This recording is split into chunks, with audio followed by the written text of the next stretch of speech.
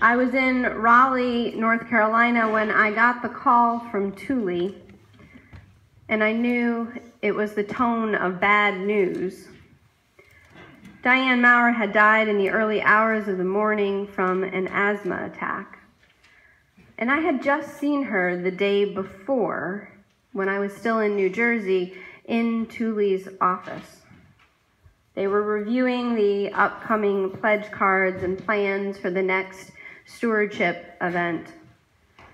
Diane was her usual gracious self, and I asked her how her asthma was, and she said that she was feeling better.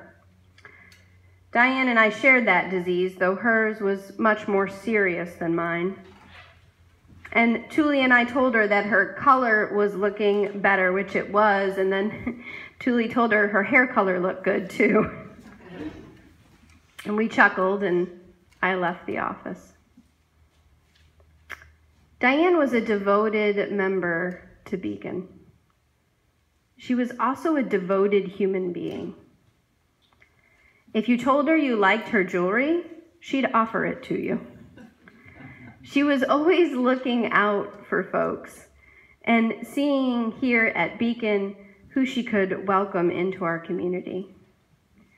When I first arrived to New Jersey, even though I'm an upstate New York native, I hadn't quite gotten my snow gear back in the fullness of game.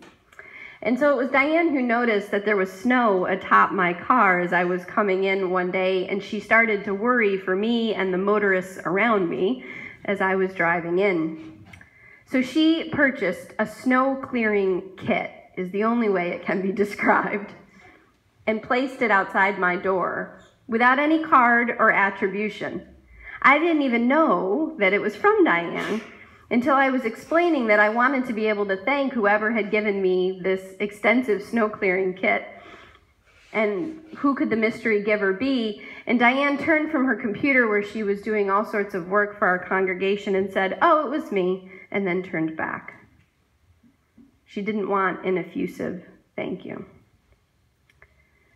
Week in and week out, she was here in the office, readying for another stewardship event or catching up on paperwork.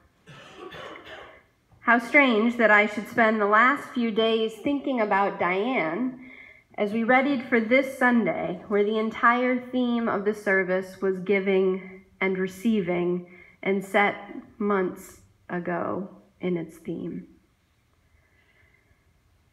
I've been trying to think about what I learned from Diane in the brief time that we knew one another.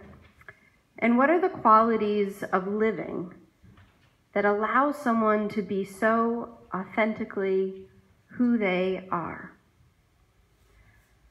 I think it's tied to a certain kind of generous living, not necessarily physical gifts, but a sense that who we are and how we can be with one another is not limited by expectations of roles and return or rules of engagement, and that the love and kindness we have to give is not in finite supply.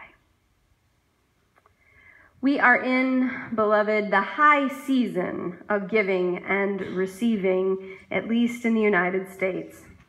The time of year when someone makes a list and checks it twice, when who receives and how we can give can be wrapped up, no pun intended. There's a lot of accidental puns in today's sermon, fair warning. When it can all be wrapped up in anxiety about money, about who is going to get what for us, and what we need to get someone else to stay in right relationship. But in truth, there's nothing right about this relationship. It's the opposite of generosity, to be dictated by social norms of giving. I grew up in a community where there was super high anxiety about giving equal gifts. Has anyone experienced this? Am I alone in it? Okay. For the record, in the live stream on Facebook, many raised their hands. Eventually, my grandparents just gave us money because they couldn't take the worry anymore that some amount wouldn't be viewed as equal to someone else. And now I'm about to tell some real family secrets, and I'm hoping that none of my family is watching. But sometimes we had rules for how much you could spend on a gift and who was going to exchange gifts, especially as the family grew. So people drew names and had one another, right? But then this thing would happen where you might be out and about and you might find a gift for someone else. And it was the perfect gift and you just wanted to give it to them. But there were these rules and all of this emotional energy pent up in how the gifts would be exchanged and in what manner and what fashion and how they would conform to the rules of our family. And so I remember the years when you would find yourself alone by the appetizers and an aunt or uncle would come up to you and say, "Meet me at the gas station after the party." And so we would meet after the party in the dark of night, huddling packages from our cars from one to the other. And we were never supposed to tell where we had gotten that magical whatever it was. I am not kidding, friends. This was really stressful. Thus, we are going to Florida this year. No, I'm just kidding. I'm serious. So what it developed in me was this very transactional mentality that always made me super anxious with my friends and people I was meeting about gift giving, not just at this time of year, but in general, all the time about what were the rules of engagement. If a friend gave me something, I felt I had to somehow pay it back and rush to find a gift. Do you know that feeling? That there's a list somewhere and a tally of what's been given to you and what you've given back? This time of year between Hanukkah and Christmas can be filled with what liberation theologians and Marxists describe as mimetic desire. So here's what that fancy $1 seminary phrase means.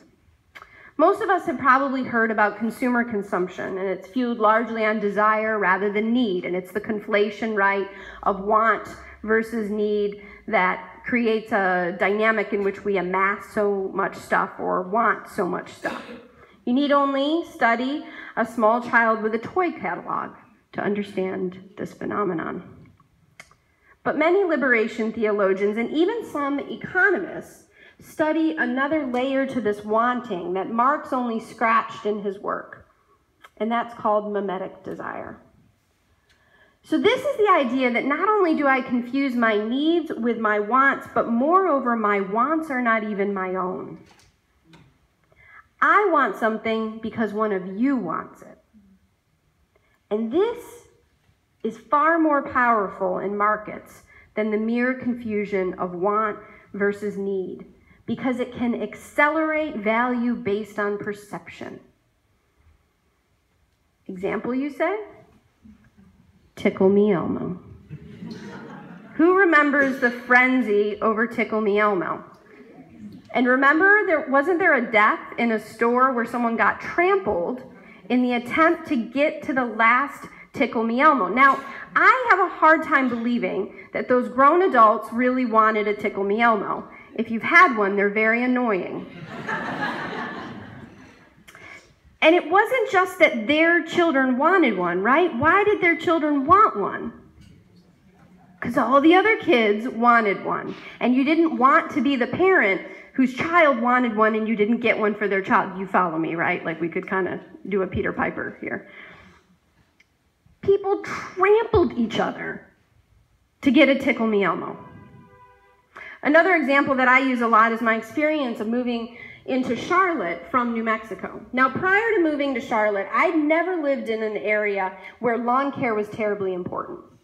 So I lived in Boston for a period of time where, you have this much grass, right? And I lived in upstate New York where, it's winter 10 months out of the year, so who cares about your lawn?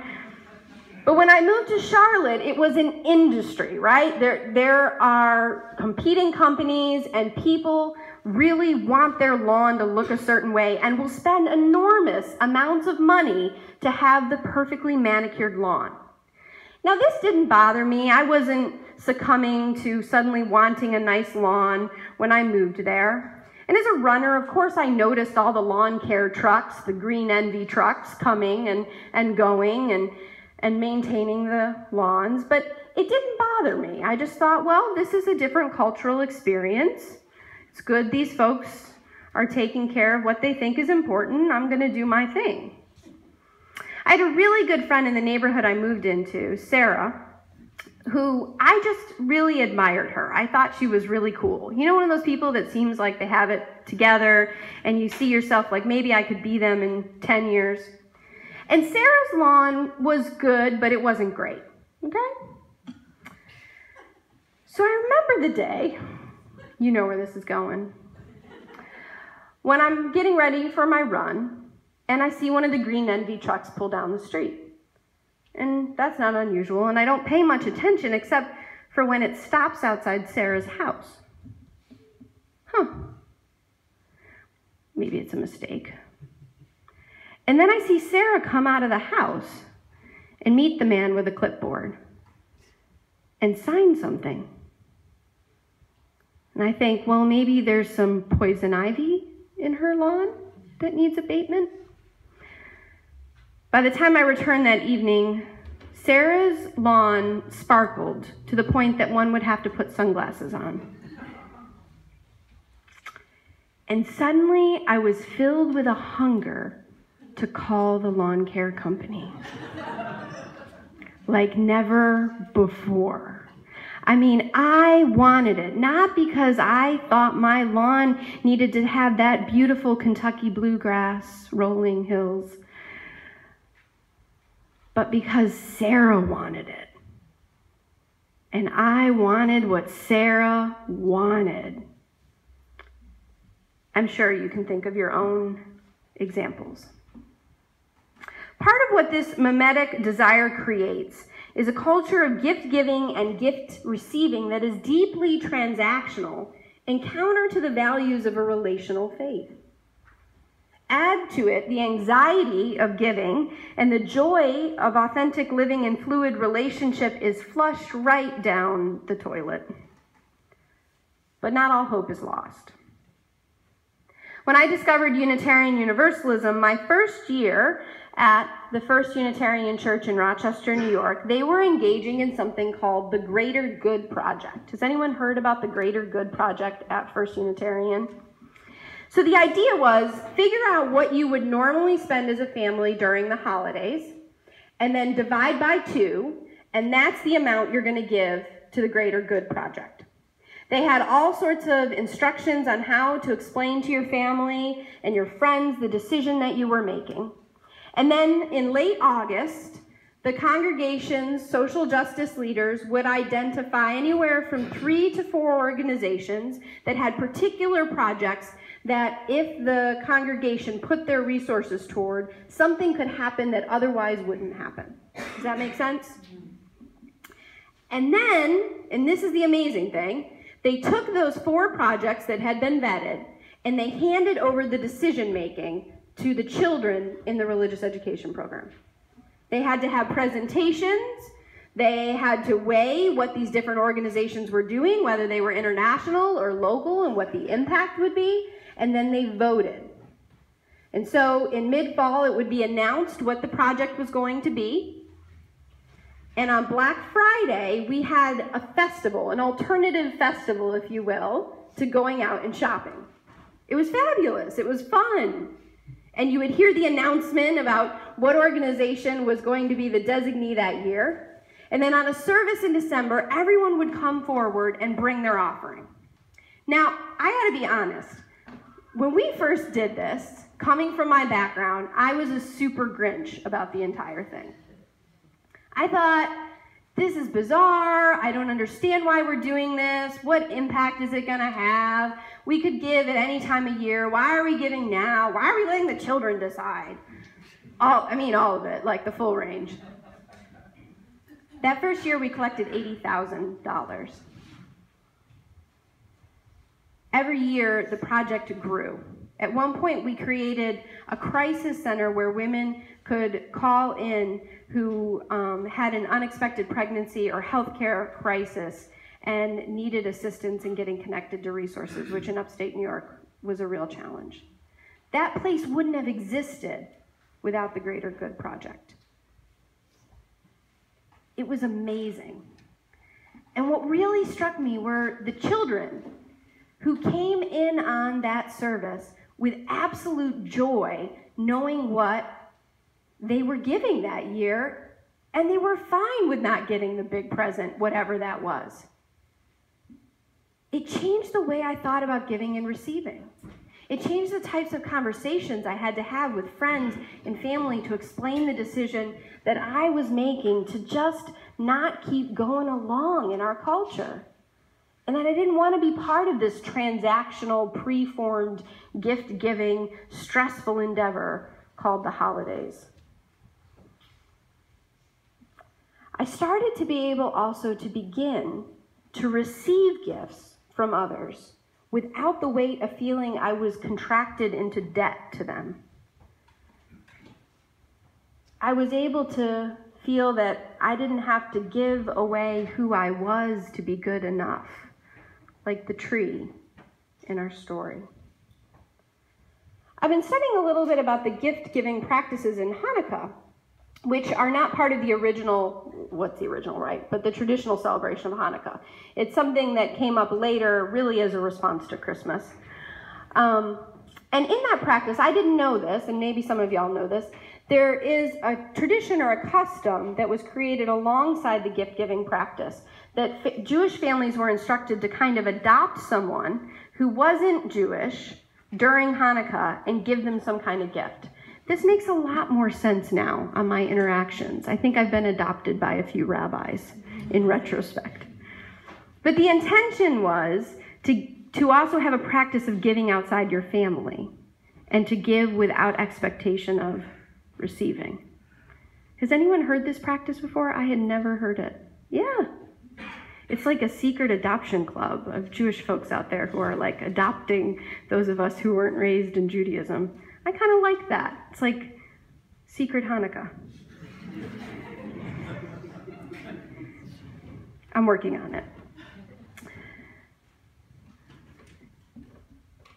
It's in line with what Alice Walker writes about, the liberation of expecting nothing, to live frugally on surprise. She doesn't mean to live small, but instead to live more fully into relationship without dictating our expectations. I think that this is what I learned from Diane. To live frugally on surprise. A week ago, our daughter broke her arm and had to have surgery. She's doing quite well now. Now, the old me would hesitate to ask for any help, because then I would owe someone. But I picked up the phone, and without thinking, I called Thule and asked if we could leave our son Kirk at her home while we took Ella to the surgeon before surgery. Of course, she replied. When I got there to pick him up after meeting with the surgeon, she had dinner ready for all of us. And she said, "Sit down." It wasn't really a question. So I sat. Then on Monday, when I came in to work to catch up, she met me at the door handing me food. Now, normally I would have felt a drop in my stomach. Oh, what I owe her, I would have started thinking. And this anxiety and tightness in my chest would have started. But this time, I leaned into covenant. I pulled myself back from the old ways, and I said, "Thank you." Meister Eckhart said that if the only prayer you ever said was "thank you," it would be enough. I think about that. Gratitude for what is in the midst of what is not. Presence in a season that can be marked by absence. Intention in a time of distraction. We were meant for this interdependence. There is no list, and no one really checks it twice. There are just the few huddled in the dark, willing the oil to be enough to survive to daybreak. And this is the simplest choice and the hardest often to choose in this season. Abundance, generosity, kindness,